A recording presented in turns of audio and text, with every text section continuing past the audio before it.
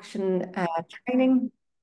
Thank you, Zoom. We're now recording on climate adaptation today, the 19th of November 2024, delivered by Julie's Bicycle Europe and Native Events and the Green Arts Initiative in Ireland. The team today consists of myself. Hello, everyone. I'm Megan Best of Native Events. I'm the Managing Director here.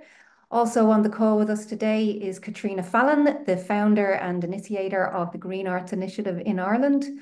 And in the background, basically in the driving seat, we have Anya Mayhews of Native Events looking after our technical and making sure everything is running smoothly. She'll be monitoring all of your questions in the Q&A and the chat function as well.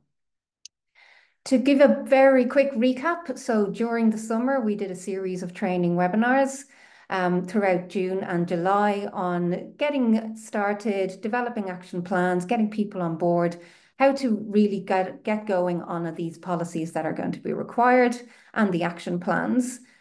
We did some sessions on understanding and measuring impacts.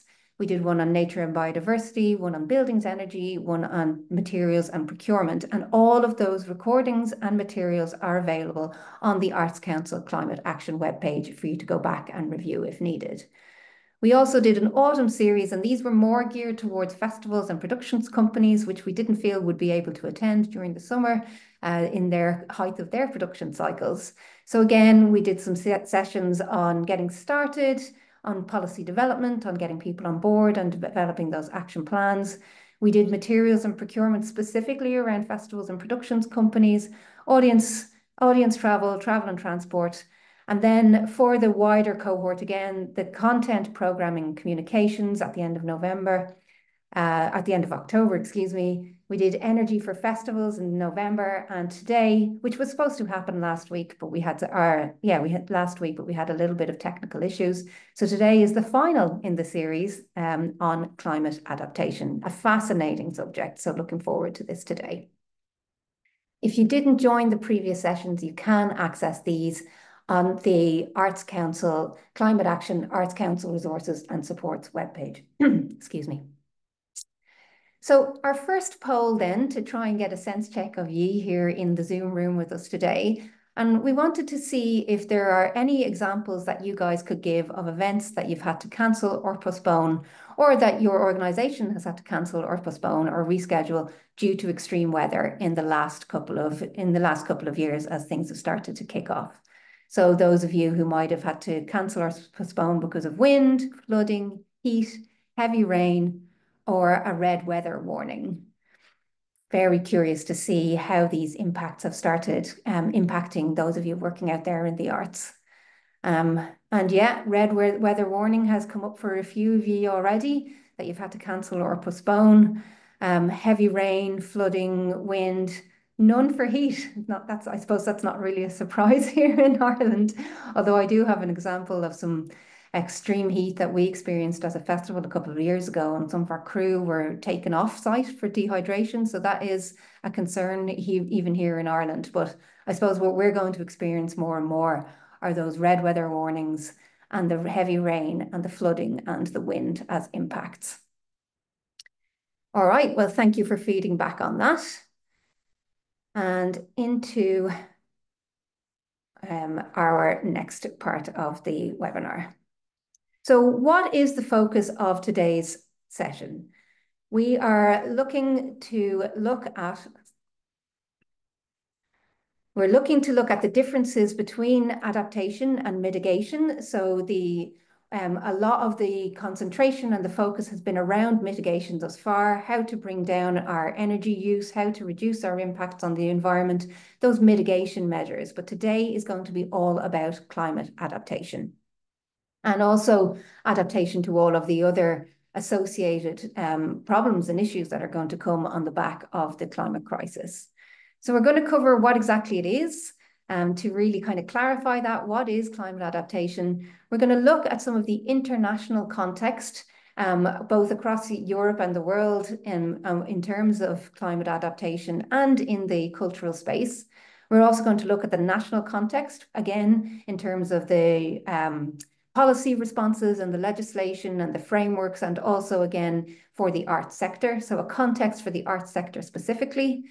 We're then going to look at some of the practical approaches to adaptation and give some really good tips and tricks on what you can do to get started potentially on an adaptation plan that will be relevant for you in your sector and organization. We've got some creative examples. We'll look at what you can do and some brilliant toolkits and resources for you to take away today. So what is adaptation? Well, in a nutshell, it's the shifts that we need to make now and in the future, and really in the near future now, to reduce vulnerability and build resilience against the impacts of climate change. And their impacts are much wider than just the weather. So to put it simply, mitigation and adaptation. So mitigation, as I've mentioned, is the actions to reduce or prevent emissions or to enhance carbon sinks. Adaptation then, on the other hand, is preparing for the impacts of climate change by reducing vulnerability and building that resilience. So the images we've got here are representative. Mitigation is using renewable energy to prevent emissions. Adaptation is those flood walls that need to be in place for when the waters rise. So what do we need to adapt to? What are all of these impacts? I mean, there's the very obvious ones, the physical ones, the flooding, less predictable growing seasons, sea level rise, very relevant in Ireland, reduced soil health, the warmer oceans that we're experiencing, but also those social impacts that will come along the back of this economic instability, displacement, which is coming quite to the fore in terms of society here in Ireland, and worsening equalities, unfortunately, across the board. Adaptation and mitigation are both urgent because the sooner that we adapt, the more the world will benefit, and the potential to reduce those climate risks through adaptation is higher for global warming levels below that 1.5 degrees. So that's the 1.5 degrees that we agreed in the Paris Agreement back in 2015. After that 1.5 degrees of warming, of global warming, the adaptation options start declining and the risks of unintended consequences increase, unfortunately. So we need to go and get at adaptation now. So in terms of the adaptation in an international context, so looking at what's already been happening here in Europe and the impacts both on built infrastructure and food systems. I'm sure there isn't one of you that is at the webinar today that didn't see the news and all of the stories coming out of Valencia there at the end of October. Absolutely horrific flooding that happened there. More than 300 litres per metre squared, which is the equivalent of a year's worth of rainfall that fell in one day. The massive death toll and 78 people still missing when we put together this webinar last week. And the thing about this one is that the mayors had warned about the flooding and the residents unfortunately were caught off guard. The alert to the cell phones didn't go out until after 8 o'clock on local time. And at that point, the deadliest surge was already receding. So the risks that were identified with this weren't really paid attention to, and they didn't adapt in time to the coming impacts of climate change. We've also had seen massive impacts on the potato growing season across 2024 here in Europe. Massive challenges for farmers here. And they go from climate volatility to the economic pressures and the unpredictable market conditions. The farmers in Northwestern Europe had to adapt really quickly this year. And what's key about this one is the total cultivated area for potatoes in the EU grew by 7% this year. But what happened was that was to achieve the same average output as the previous 5 years. So we're using more land to produce the same amount of food as a result of these impacts. So we've been experiencing severe storms, intense rainfall, extended planting times, soil degradation, damaged soil structure, and unfortunately, an increased vulnerability to soil-borne pathogens and an unprecedented rise in late blight, because these are really new aggressive fungal strains that are coming in as a result of the changing climate and all of the damp. And what that means is that there's additional costs then for the farmers as well. So this is just a really good example of the impacts that are being felt both in the built infrastructure in the towns and cities and on our food systems already. Now, in terms of the adaptation and cultural heritage and the international context, there has been quite a lot of progress happening Since 2007, UNESCO have started with reports addressing the effects of climate change on our World Heritage sites. In 2015, there was a World Heritage Committee aligning with the implementation of the World Heritage Convention and the UN 17 Sustainable Development Goals. In 2019, we had a launch of the Climate Heritage Network, which supports cultural heritage adaptation to climate change, which also aligns with the Paris Agreement. And at 2021, there was a work programme introduced at COP26 to support the Paris Agreement's adaptation goals. And that one emphasised tangible cultural heritage. We now have a UAE framework for global climate resilience that was adopted at COP28 last year, and that sets a target to protect both tangible and intangible cultural heritage. So it's being acknowledged at that international and UN level. There is an EU mission on adaptation to climate change, and this aims to support European regions and local authorities in building that resilience against climate change impacts. So this goes across at least 150 different European regions and communities to achieve that climate resilience by 2030. And the idea is that it's there to aid regional and local authorities in understanding climate risks, developing preparedness pathways, and implementing innovative solutions. And this is really relevant for you if you're talking to your local authorities to point to your climate action officers towards this resource so that you can kind of work on this together and work on adaptation plans together. We do have the Rescue Me project. So this is something that was funded by Horizon Europe. And this is a really interesting collaborative effort with the ICLEI Europe and various other organizations who have partnered to enhance heritage resilience in coastal areas. So they've created these Labscapes, resilience landscape laboratories. And these were to be established in Greece, Germany, Italy, Spain, and Croatia to co-create and test innovative approaches. And the idea was to set up a actionable, resilient historic landscape framework. So this is to guide communities in safeguarding shared heritage through a just transition. And the project is aiming to tackle climate change alongside other other issues like pollution and over-tourism affecting heritage assets. It also aligns with that EU strategy on adaptation to climate change and the UNESCO's Historic Urban Landscapes recommendation. And it really focuses on providing the tools and knowledge to those communities to protect those cultural heritage and landscapes.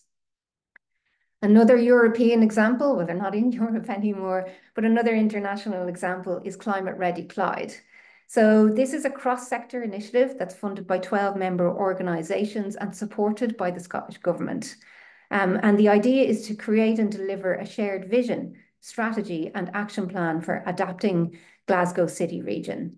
And the Creative Climate Futures then came on the back of that. That's a 2-year project to support local climate action in Glasgow, and it's running from April 2023 to March 2025, so next year. It's led by Sniffer, who are working with Creative Carbon Scotland, which Katrina will speak a little bit about later on. The Community Land Scotland, Glasgow Council for the Voluntary Sector, the Scottish Communities Climate Action Network, and Glasgow City Council. So it's a brilliant example of what's happening at a citywide level, but it's also looking in particular at 2 specific neighbourhoods.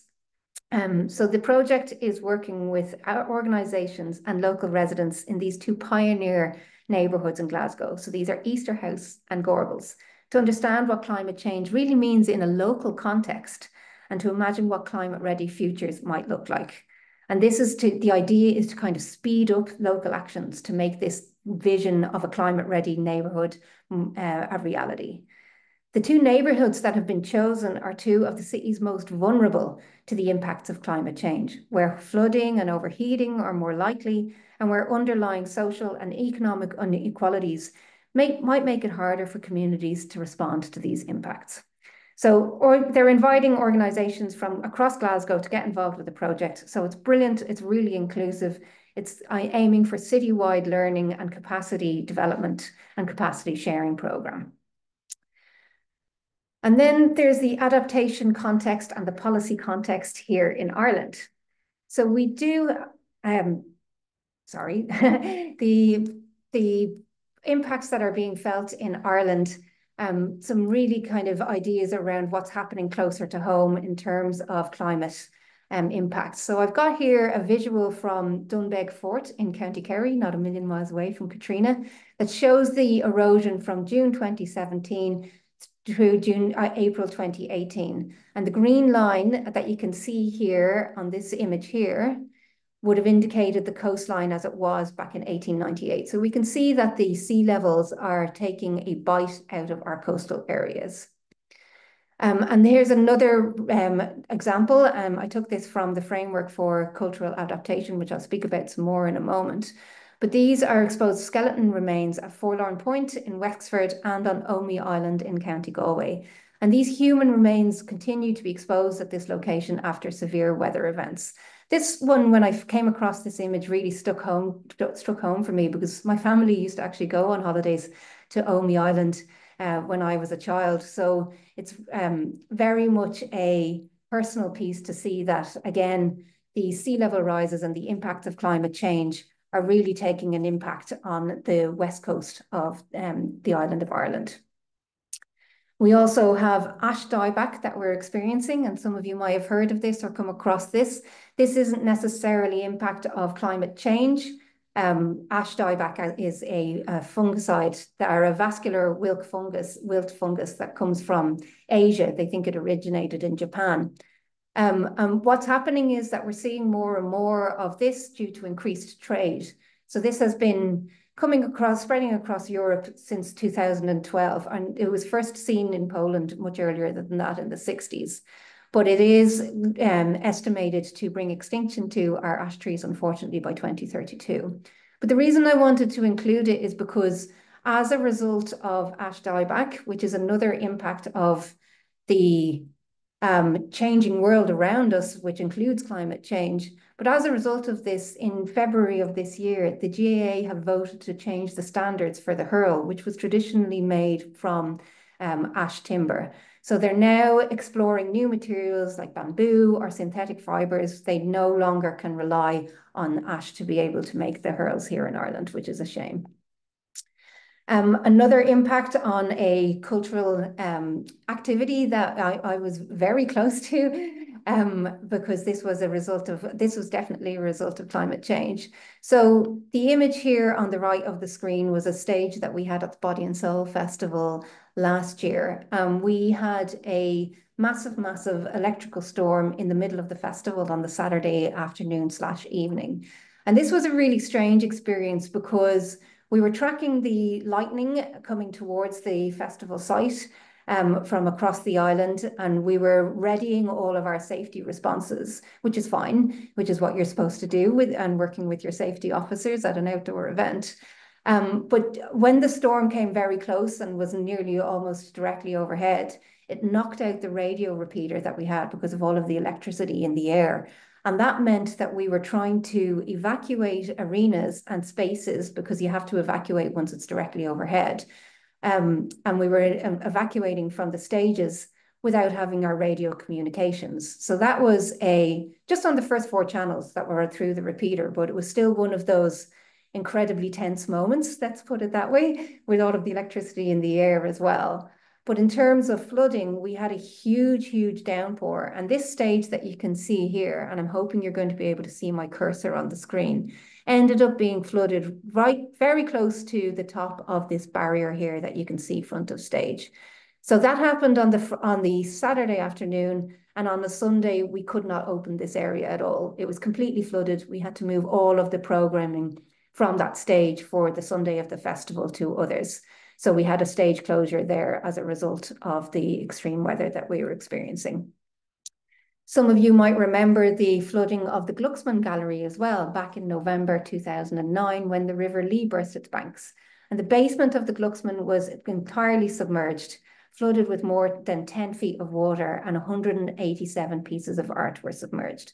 So all of these weather impacts and climate impacts and disruption impacts that we're starting to experience, very relevant also for the cultural and creative sector too. So to touch on adaptation policy here in Ireland, we do have a Climate Action and Low Carbon Development Act from 2015, which was amended, as most of you will know, in 2021. And this aims to achieve a transition to a competitive, low carbon, climate resilient and environmentally sustainable economy by 2050. And this addresses climate change and the impacts of adaptation to the impacts of climate change through two parallel national plans. One are the national low carbon roadmaps, and then there are the national climate change adaptation frameworks. So what we see is, for example, a built and archaeological heritage climate change sectoral adaptation plan. So this was prepared under that national adaptation framework. This was published in 2019 and reprinted then in 2023. And it really looks at the vulnerability of Ireland's built and archaeological heritage to the impacts of climate change.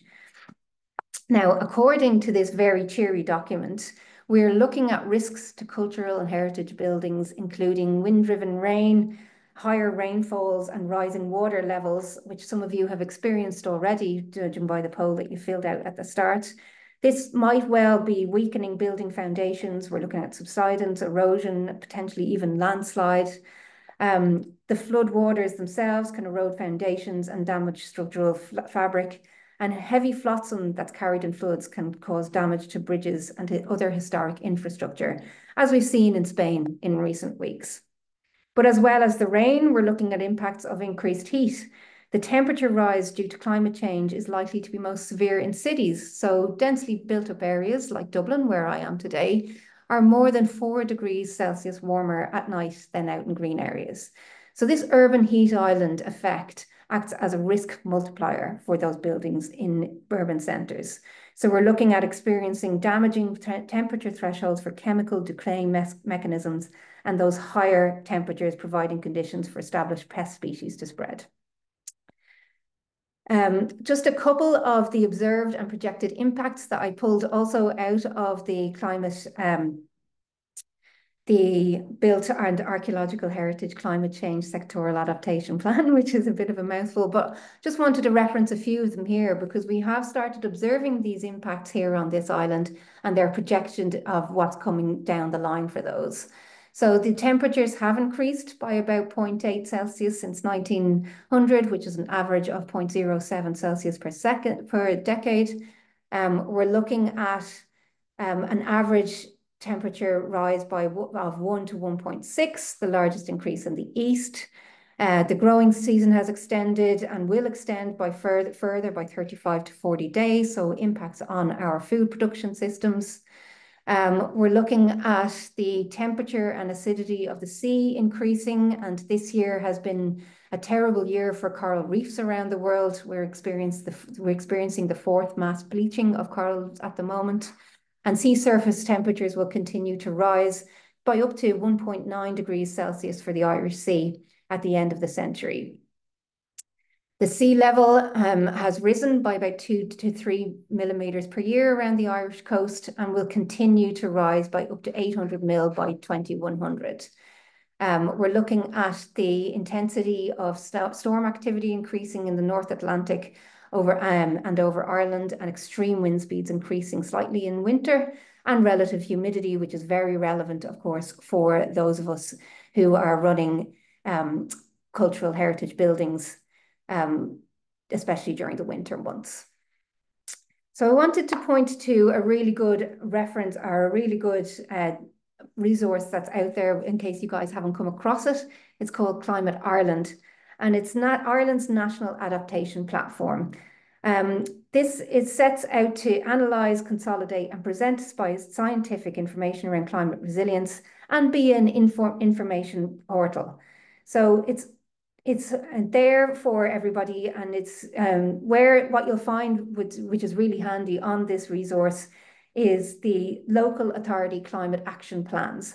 most of which now include their adaptation measures that they're planning, but there's also the adaptation strategies as well. But these are all available there on the Climate Ireland. So a fantastic resource if you wanted to chat to your local authority about how your adaptation plan might map against their climate adaptation plan, so that you might be able to share resources and move in a coordinated direction. And of course, find help and support along the way. And I just wanted to, as I'm mentioning local authority climate action adaptation plans, is Fingal County Council. This is a really good one. It's a really good example of a climate action plan. And the reason I pull it out is because they do really actually pinpoint cultural heritage sites and working with cultures and looking to cultural centres. And they are actually looking to identify projects and opportunities for collaboration with relevant stakeholders to assess and prioritise those cultural and heritage places that they can work with and really understand the vulnerability to climate change. So that's a really nice one. But of course, whatever county council or whatever local authority you're with, well worth taking a read and seeing where you can collaborate on it. So another Zoom poll for me, and I wondered if you or your organisation, in terms of adaptation, have done any of the following. So have you created a climate adaptation report or consulted any climate adaptation resources? Potentially you've reviewed your local authority adaptation strategy or had a look at your local authority climate action plan. You might have conducted a climate risk assessment. Or created an extreme weather policy or any other adaptation measures. Now you can go ahead and scroll down there as well, because there's a few more of these questions on this poll. So you may have clicked on one or not on one of the others. But do answer as many of these as you actually have already gotten started on in terms of your organisation. And I can see that some of you are filling in. You have created a climate adaptation approach. That's fantastic to see that some of you have done that and consulted some climate adaptation resources, had a look at the local authority climate action plan. That's brilliant. And yeah, one or two of you have created an extreme weather policy. Again, you guys are getting ready for what's coming. And it's great to see, because the more ready we are, the easier it'll be as all of these impacts start to happen for us. So thanks a mil. We've got 10 responses on that. I might just leave it up there for another couple of seconds in case people are still mulling it over. But I think, Katrina, at this point, I might hand over to you. Okay, thanks a million, Megan. And it's great to get that feedback from you and to see what people are actually doing. Because I suppose in terms of adapting to climate change, people often feel a little bit threatened by that, in the sense that if we're adapting, does it mean that we've kind of given up and then we're no longer going to mitigate? But the two, as Megan said, really have to go hand in hand. And one of the key motivations really for adaptation or adapting to climate change is really to ensure that we're less vulnerable. And the less vulnerable we are, the more resilient we are. The more resilient we are, the less vulnerable we are. And I think that applies as much to psychological resilience as it does to sort of practical and physical resilience. So it's not just about being physically prepared or buildings be prepared. It's having a psychological sense of being prepared for something. I know that the organisation Climate Ready Clyde that Megan referred to, I think his name is Kit English, the guy who set that up, and he has a particular slogan that he uses, which is hoping for 1.5, preparing for 4. So, you know, it's really about, I suppose, looking at the worst case scenarios and thinking about what we would need to do to adapt to those. So let me see now if I can. Yeah, so a lot of what I'm going to use today is, in the brief that I'm contributing, is around sort of how cultural organizations adapt, and particularly around how cultural organizations might maybe use creativity as a way of communicating on adaptation. And a lot of it is drawn from this fantastic resource, Cultural Adaptations, which was created by Creative Carbon Scotland a number of years ago. And it was a Creative Europe project. They involved 3 other countries, one of which was Ireland, so it's very relevant. But it's a sort of West European approach, so it's relevant to anybody in Western Europe. And I think particularly because Scotland would have a lot of similar issues in terms of adaptation to Ireland, and they're far, far ahead of us. They have a wonderful organisation called Sniffer, which runs Adaptation Scotland. If any of you are looking for a good resource on adaptation, I would say really, I'd recommend that you use that. So the project focused on culture's role in society's adaptation to climate and the adaptation issues that cultural organisations need to think about. And it ran from 2018 to 2021, a little bit longer than they had originally thought because of climate change. So it focused on two quite disparate things in a way, the practical approach for cultural organisations, but also how culture itself could mediate that. So as I just want to credit them because much of the information that I'm going to share with you is directly from that particular resource. It would be hard to beat it. So why does climate adaptation matter to the arts sector? And when we think of climate change impacts, we tend to think of the physical changes, as Megan said. You know, we should think about heat, rainfall, rising seas, wind and storms. And I would say we tend not to think of heat as being such a big issue in Ireland, but I would argue that we will have incidences of extreme heat, and it could be a sort of flash heat in the same way that we have sort of flash floods, and we need to be mindful of that. Many of our buildings in the cultural sector are really not prepared for extremes of heat. But as well as those physical impacts, you know, the rising sea levels and so on, there are the impacts of those changes, which often can be more significant.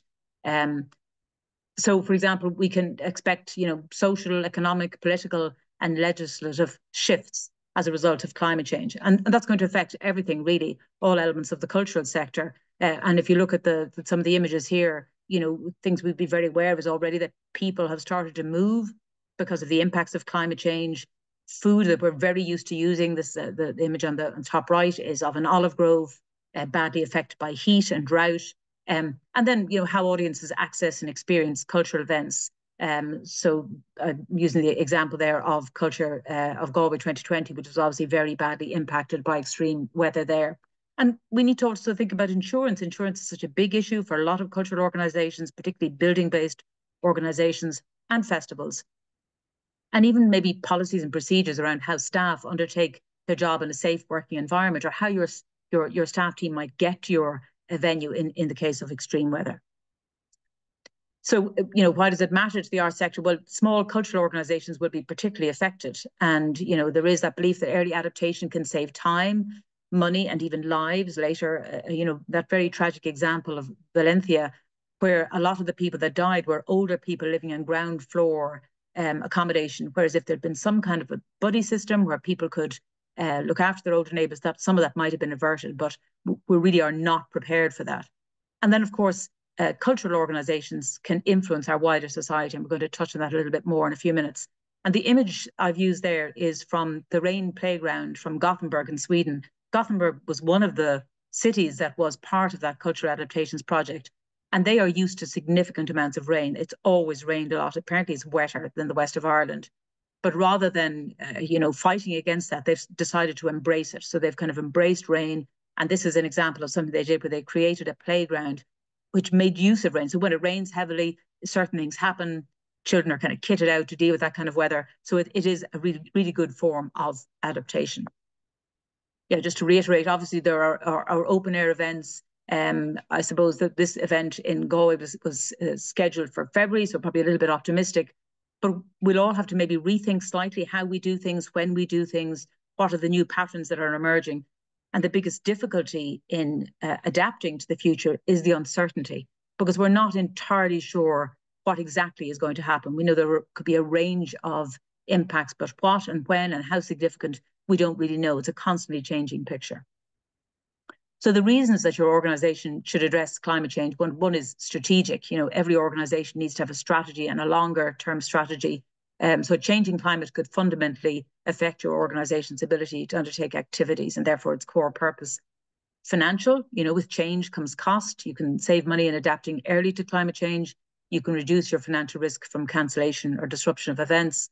And operational, you know, climate change could affect all aspects of your organization's operations, supply chains, transport. If you think perhaps in the case of a festival where you have maybe an international act coming to perform, or, you know, with a venue around the country, maybe an exhibition that's expected to arrive, obviously that's all going to be impacted by severe weather and climate. Reputational, you can help your organization become resilient to other shocks by adapting to the dynamic problem of climate change. And I think any organization that can show that it is thinking ahead, that it is being strategic, it's assessing the likelihood of the impacts of climate change, will add to its reputation. It shows a degree of forward thinking. and of course legal and compliance. And there will increasingly probably be issues around health and safety and around things like insurance and a whole lot of other legal issues as the impacts of climate change become more obvious. And the image I've used here is it's a crochet canopy created by Eva Pacheco and students in Malaga in Spain. And they created, as far as I know, during COVID. And many of you who have been to the south of Spain will know they often have sort of awnings that stretch across narrow streets to give some shade during the hottest part of the day. They're put up in the summertime and taken down as they roll into winter. But this is a really colourful, playful, inventive way of addressing that. And it just adds a lot to the general streetscape. So, I mean, we're all very pressed for time. Even to create your environmental policy is a huge headache for many of you. But I suppose we do need to think about having some kind of climate adaptation strategy for your organisation that might eventually become part of your environmental policies or strategies. But again, it means you're prepared. And that cultural adaptations toolbox shows you how to do just that. And there's a level of detail there. You might make it something more simpler, but it's a really useful toolkit. And some of the first steps that you might look at in creating that kind of a strategy would be around maybe researching projected climate impacts from your region or identifying impacts you've already experienced. And that's a time when it's a really good opportunity to bring maybe your wider stakeholder group together. That could be your staff team, it could be artists, it could be funders. And because adaptation is really something that you don't do by yourself. You're going to do it in partnership with others, in partnership, hopefully, with your local authority, your funders. It's not an exercise that you will do individually. So, you know, coming together with other people who have an interest in your organization and identifying impacts and looking at the projected climate impacts, all of that is much better done as a group.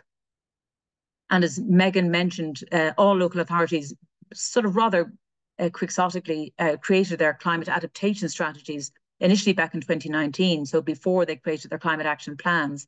Some of these adaptation strategies may be a little bit out of date now, but all local authorities had them.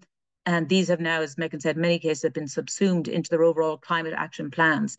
Those strategies are there. They tend to be bulky and they can be sort of 70 to 100 pages long. So maybe it's an opportunity to meet up with the climate action officers in every local authority. Every local authority has its own climate action officer. So maybe to try and arrange to meet up with them and maybe as a group even of cultural organizations, what can you do to look at climate adaptation? So a key part of forming your approach to adaptation is just to acknowledge the risks for you as an organization. So the immediate risks, you know, begin with risks to your current operations and then think about your current and future artistic program, followed by the impacts for your wider local community. And in that toolkit, they have a very useful template that you can use, allowing you to consider how changes to your physical environment will have a direct impact on your operation. So the ways and means through which organizations deliver their activities. And this, allows you to map those impacts across different kinds of physical impacts around heat and temperature fluctuations, rainfall, storms, and so on, but also across the different areas that you might be operating in, you know, offices and venues, audiences, travel and touring, and so on. So it's a good way of identifying what physical impacts might be. And then there are those secondary risks. And again, Megan touched on those. And I think it's in Ireland, I'm kind of conscious, maybe not quite so much now, but there is a tendency to think of climate change really in terms of a series of unfortunate weather events. So it's those extreme weather events. And we're actually quite good at responding. You know, we're quite good on a community level at coming together and responding to those kinds of events. But it's the more long-term implications of that weather. So that's things like food production. So you might have a severe weather event like the event around Valencia, but that destroyed a huge amount of orange groves, which means that those orange trees, which would normally be harvested, you know, in the wintertime of the year, will no longer be there to be harvested. So it's those longer term implications. And one of the things that Creative Carbon Scotland raised was the possibility of perhaps public funding going to addressing climate impacts and maybe less public funding being available for the arts. So that's one thing we need to consider. I'm not going to dwell too much on this. We'll give you the link to this, to the whole toolkit and where you can access this information. But this is another useful template where you just assess the level of risk and the likelihood for certain kinds of events. And it's a useful way of deciding what's a priority for you to deal with and what is less of a priority and which should you consider first. So some of the practical interventions, a very good example of in the Calder River Valley, It's a river, that the Calder River, that floods, and when it floods, because of the steep sides of the river valley, it floods very dramatically. And I think it's about 10 years ago, there was some serious flooding, and a whole series of small towns and villages along that river valley were really badly flooded. And it created a lot of psychological trauma for people. And they came up with this Slow the Flow project, which they implemented and which has had quite a lot of success.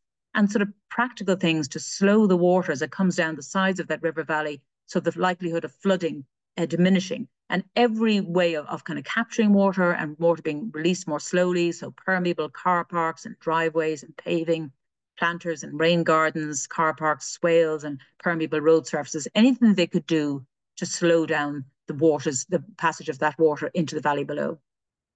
So there are different types of, for example, one of the things that you might do as an organization is develop an emergency plan for how to communicate with staff during extreme weather. If you know there's an orange weather warning that might tip into a red weather warning, you need to decide at what point are you going to let your staff know that an event has been cancelled and they needn't come in.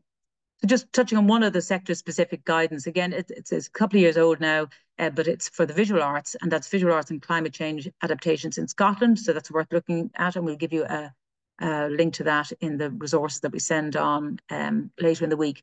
And finally, just moving on to the whole kind of creative side of things. So how can creative practice transform our approach to adaptation? And this is a toolkit for initiating and undertaking embedded artist projects. And the embedded artist toolkit can be used for a wider range of topics, not just for adaptation, but that's what it was created for. So I'm going to give a couple of examples. One was, I'm going to talk about in a minute, the project I worked on myself as part of the Creative Ireland project we ran here in the Dingle Peninsula. But quite a lot of the Creative Ireland projects have used that embedded artist approach, which is really to use creative thinking to tackle those kind of so-called wicked problems, problems to which there's no one solution. And these are the kind of things, I'm not going to, a little bit running behind time, so I'm not going to go into too much detail, but, developing new ways to inspire and engage people to act, to adapt to climate change. And that was an approach that we took with the Kirkagreena project. But the project that actually has resonated most with me over many years is this project called the Bernie Journey. And it's from Scotland. Again, was a project that Creative Carbon Scotland were involved with. But interestingly, it was a whole group of partners that came together, which is how these, adaptation works best, and it's how those embedded artist projects work best. So there was an adaptation agency, the Scottish SEPA, the Scottish Environmental Protection Agency, and the Decathlon Partnership. They worked with Creative Carbon Scotland, who were the kind of cultural partner. They recruited the creative practitioner, which is a musician and artist called Simon Gill. And then they had a community partner in the form of Fernie Lee Primary School in Aberdeen. And basically the issue here was that the local authority, or the SEPA, the Scottish Environmental Protection Agency, wanted to use, you can see in front of you in that image, a kind of a valley, kind of low-lying area where a river, the River Denver, known as the Bernie, passed through this area. It's to the left of those children there. But they wanted to allow that river to flood at certain times of the year. So when there was a lot of water coming down from the mountains, this is in Aberdeen, they wanted this to use this as a sort of a floodplain, which hadn't happened in the past and would have made people quite anxious. They'd organised a number of information sessions to try and tell people, the local community, about this, but felt it hadn't been very successful and thought they would try a different approach. So in this example, Simon is here with the students from the local primary school. They spent quite a bit of time visiting this river, taking audio, photographs and so on, and really getting to know the river. And then they created a song called The Denburn is Flooding, Don't Panic. And this is an image of the students singing that song to the rest of the children in the school. And I think it's a lovely example for a number of reasons. First of all, because it's a really engaging way. They engage with so many different, there's so many partners that are involved in it, but it's also become a piece of their cultural heritage as children, as they grow older, and they come from all kinds of, there's a really multicultural, diverse community in this school. So, but they have created together a new shared cultural experience about adaptation. And I always imagine they'd be in a pub, in 15, 20 years time, and they'd sing the song together. And that's I'm not going to sing it for you. I could, but I won't. The pond there is turning fast into a lake. The Denburn is flooding, don't panic. It's all done on purpose. There has been no mistake. The Denburn is flooding, don't panic. So communicating a really powerful message in a really simple way. And then the project we ran down here in the Dingle Peninsula was for farmers. We're trying to obviously the farming community really needs to adapt to climate change. They're impacted by, they have the extreme weather events, but those extreme weather events are changing how things happen. So, for example, the amount of time animals can spend out in fields, the amount of yield from certain, for example, from crops and also from dairy. And I know this agriculture is problematic when it comes to climate change, but these are farmers that were really willing to find other ways of adapting what they've traditionally done to something new. So, and the using an embedded artist approach really worked. And these are four of the farmers in the original steering committee who all voluntarily gave up of their time to work on this project. I think this might be the last image, and this is a farmer, Thomas Graney, and it's just interesting to see how when he'd been involved in this adaptation project, this creative climate project, and he was quite apprehensive about the whole thing at first. But I always think he looks like the chairman of the board. He's in a gallery in the Irish Museum of Modern Art, and when Lisa Fingleton, of course, I should mention Lisa, the key part of the whole project was the wonderful artist Lisa Fingleton, and she was exhibiting some of the results of the project that she'd been working on, the wall they created in the farm in the ploughing. And here he is suddenly, at ease, talking to people about climate change, talking to them about farming. So it just shows how powerful that particular project was. So I think that's me. Before I hand you back to Megan, we've another Zoom poll, and that's in terms of adaptation. What are you most worried about? Is it extreme weather events? Is it heat and humidity? Is it governance, compliance, and insurance implications? Or is it changes in funding? And I think Anya is going to share that Zoom poll with us, and you'll be able to give us your thoughts on. Yeah, there we go. And I'm going to hand you back to Megan now. That's great. Thanks a million, Katrina. Great to see people are getting involved in the Zoom poll once again. Yeah, fairly across the board. People are worried about extreme weather events. Yeah. It's interesting that people don't really think about heat, but I mean, we've got one of two options. We either will experience extreme heat, or there's the whole issue with AMOC and what might happen then, in which case we might be heading in the opposite direction. But I think for a lot of arts buildings that I have been in, heat is already a problem, in that their buildings can be very uncomfortably warm at certain times of the year. And I think and the buildings are not built for it. Heat is going to be increasingly an issue for probably for outdoor events as well. Yeah. Just on an occasional basis. Yeah. Brilliant. Listen, thanks a million, Katrina, and thanks for those case studies. I just have a couple of more to share with our group today, just a couple of interesting examples that have struck me from across the world, really. The first is Woodford Folk Festival. I went and worked there in 2016. I think that's over near Brisbane in Australia. And this festival has been running since 1987, so it's there a long time, and it works very closely with the Indigenous community there. It's a folk festival. I don't know if any of the folks have heard of it on the webinar today. But what was really nice about these guys is that they do their main festival. It's across Christmas and New Year's every year. But what they found was that they needed to do an additional festival to complement it. So they started a planting festival that happens in the spring. And this has basically emerged into a forest on the same piece of land. So what they do is they invite people to come along for a much smaller festival, and it's much more about getting hands-on and getting involved in the site as well instead, as well as having the crack. But what they did was they started planting areas of the site, particularly areas where people are camping. And what they found was that there's people who return to the festival year on year who were planting trees and planting plants in the areas that they camp. So they're thinking ahead to having shade structures in place, natural infrastructure that's grown there to give them shade for when they're camping there over the course of the festival. Lots of other really great benefits coming from it in terms of biodiversity enhancement. They're now growing bamboo for their structures and their stage builds there. They're doing a big biochar experiment on the site, and they've got really nice soil restoration that's coming on the back of this, which again helps them to prepare for the coming impacts of climate change. They did have a huge flood there on Woodfordia back in 2019, I believe, or 2018 or 2019. And they had massive erosion issues. So the more work that they can do on this in regenerating the space, the better that they are getting ready for adaptation and building their resilience. Another really nice example is Boom Festival in Portugal. Portugal, of course, facing lots of droughts, really high extreme heat issues, and a lot of water scarcity a focus on intensive agriculture in the country. So again, this is a festival, and unfortunately, the two examples that I'm giving are of festivals that own the land that they're on, which obviously makes life an awful lot easier in terms of developing a landscape for resilience and regeneration. But they're just nice examples of what's happening out there in the international festival scene. So Boom Festival have this land, and it's now a retention basin. It's on the banks of a lake. And what they've done is they've constructed an on-site wastewater treatment plant. So this means that the water that's used at the festival can be treated and treated and reused then for irrigation in order to regenerate the land and the reforestation efforts that they're doing there. So this is getting ahead of the water scarcity and doing something very practical about the problem. A couple of the really nice creative climate action projects that Katrina was just mentioning there as well.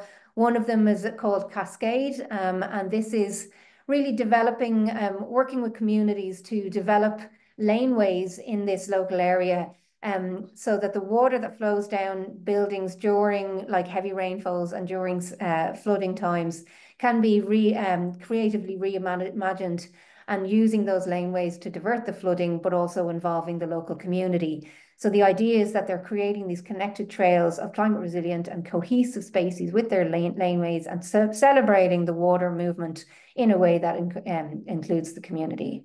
There was another one, a building community resilience. This one was called Pathways. And these guys went and worked together towards a shared climate resilience plan for the area. They've been doing walk and talk shops to share ideas and understanding about climate adaptation with 3 artists and local communities, and building that awareness and climate adaptation methodology. And then there's another one called the Blueprint Project. This one is brilliant as well. This is an art-infused co-creation process, specifically around a flood-affected community in Derry. And this was to generate risk communication materials. So I think this is a really nice example because it kind of speaks to what we were chatting about earlier on in the webinar. And essentially, there's a toolkit that targets local governments and local authorities to help them to work with communities around communicating around climate risk and readiness and resilience. So just a couple of those kind of creative examples of what's happening out there. So that's us really for our autumn series of webinars. This is coming to the end of the climate adaptation webinar, which is the last one. It's really strange to be saying that. I do hope that you've enjoyed it and that you've gotten something from the series and from today's webinar session. And I think we're going over to Q&A now. So I might stop sharing, and Anya, I think you can probably hit the record button there too.